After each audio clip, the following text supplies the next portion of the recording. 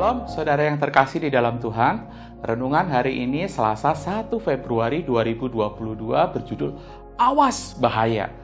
Bahan bacaan kita terambil dari Galatia pasal 5 ayat 1 dan ayatnya yang ke-15. Demikian bunyi firman Tuhan.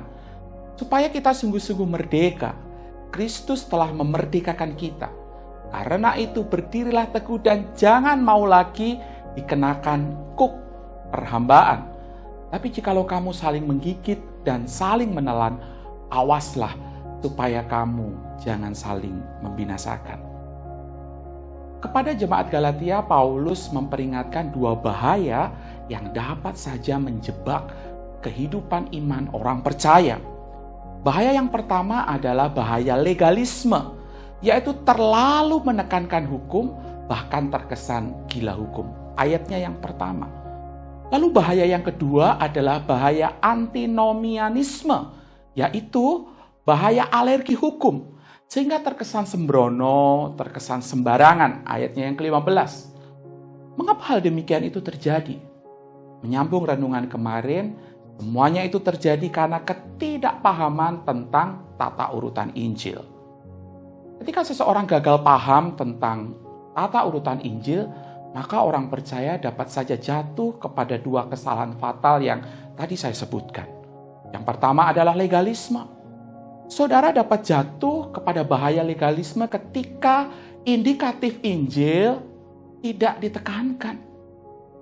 Para penganut legalisme berpikir bahwa dengan memikul kembali hukum Taurat, maka itu akan menyenangkan akan Allah. Padahal kebenarannya adalah bahwa Allah sepenuhnya mengasihi saudara saat Ia mengutus anaknya untuk mati menerima murkanya atas dosa menggantikan saudara. Saudara tidak akan pernah dapat menyenangkan Allah dengan melakukan hukum Taurat karena tidak akan pernah mampu taat hukum 100%. Hukum menyatakan dosa dalam saudara, namun dia tidak dapat menyingkirkan dosa. Hukum menyatakan hidup yang kudus, namun tak dapat menguduskan saudara.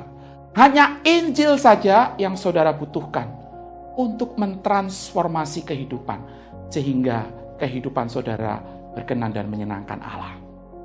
Yang kedua adalah bahaya antinomianisme. Sebaliknya, bila imperatif Injil tidak diajarkan, saudara akan jatuh di dalam antinomianisme. Berasal dari dua kata, anti yang berarti berlawanan dan nomos yang berarti hukum. Orang yang antinomianisme tidak akan pernah berjuang mematikan dosa dan melawan si jahat. Mereka mungkin hanya pasif, masa bodoh, dan terkesan hanya menunggu Kristus melakukannya. Salah satu contohnya adalah pemahaman yang salah tentang konsep pelepasan. Terkesan konyol, tak kala ada orang yang mengusir setan malas lah, setan cabul lah dalam diri seseorang tanpa orang tersebut perlu bertobat dan berusaha seumur hidupnya untuk melawan kemalasan ataupun juga pornografi. Perhatikan kebenaran ini, saudara. Anugerah Allah yang menyelamatkan saudara dari dosa adalah anugerah yang juga memampukan saudara untuk berjuang melawan dosa. Jadi, sekarang saudara tahu kan betapa pentingnya memahami tata urutan Injil yang menolong kita untuk hidup berpadanan dengan Injil serta menghindarkan kita dari dua bahaya besar yang dapat menghambat pertumbuhan iman kita. So, mari kita terus belajar dan mempraktekannya. Amin. Mari kita berdoa.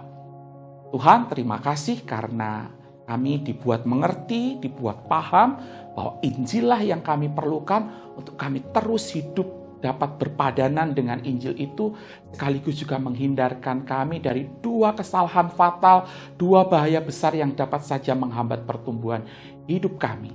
Terima kasih Tuhan untuk firman-Mu, kami mau mempraktekannya dan kami memohon Allah Roh Kudus memampukan kami untuk kami dapat melakukannya. Di dalam nama Tuhan Yesus kami berdoa. Amin.